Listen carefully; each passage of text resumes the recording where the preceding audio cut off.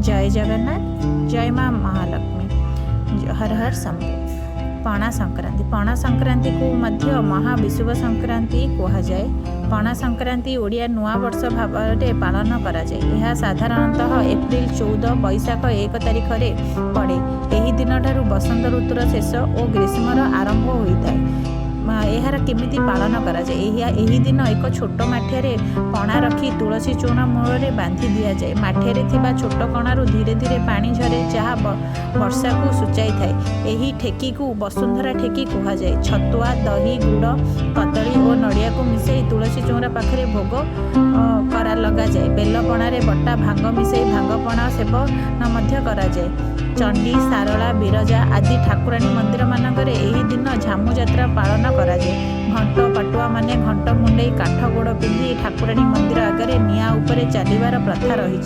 दक्षिण ओडिशा रे मासाधिक काल धरी चलीथिबा दंडनाटर अंत भावे यही दिन मेरु यात्रा पालन मध्य कराए।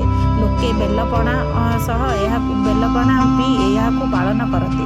उत्तर ओडिशा रे यही दिन को चड़क पर्व नाम पालन कराए। यार विशेषत्व होछि ओडिया पंजीकरण गणना अनुसार महाविषुव संक्रांति ही वर्षर प्रथम संक्रांति भाव में ग्रहण कराए। यही दिनटी को ओडिया नववर्ष भाव में पालन कराए। वर्षारंभ होउथिबारु ओडिया परिवार देवादेवी स्वतंत्र पूजा भोग होम आदि करा जायथाय। एही समय रे सूर्य किरण वृद्धि पाइबा सह हजम शक्ति मध्य वृद्धि पाइथाय। गरिष्ठ खाद्य हजम होउथिबारु बुट छतु परि गरिष्ठ खाद्य पदार्थ ग्रहण करिया पई आयोजन था। यही दिन बेलकू बेलपणा करी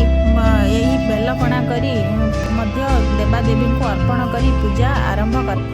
यही संक्रांति परठारु वृक्ष जगत एवं जीव जगत को जल प्रदान करा जाउथिबारु एही संक्रांतिर अन्य नाम जल संक्रांति बोली कही थांती। एही संक्रांति परठारु वायुर गति मध्य प्रखर हुए। उभय अग्नि और वायुंक प्रकोपरु रक्षा पाइबा पई एही समय रे हनुमान जयंती पालन कराए।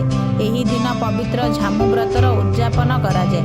जो माने यही व्रत पालन करती तांको पाटुआ बोली कहुए। व्रत उद्यापन दिन व्रतधारी कंटा बा जलता अग्नि रे चलती।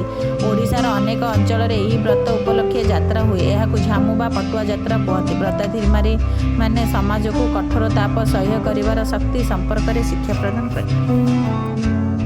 संक्रांति केवल ओडिशावासी नूतन वर्षर आरंभ नुहे। यह आध्यात्मिक भक्ति, सांस्कृतिक एकता, स्वास्थ्य एवं प्रकृतिर पूजार मूल एक पर्व। पूजा, दान सदिष्ट बेलपणा बांटबार यही पर्व जीवन एवं प्रकृति उपहार सदासदा स्वच्छता प्रोत्साहित करे। जय श्री हनुमान।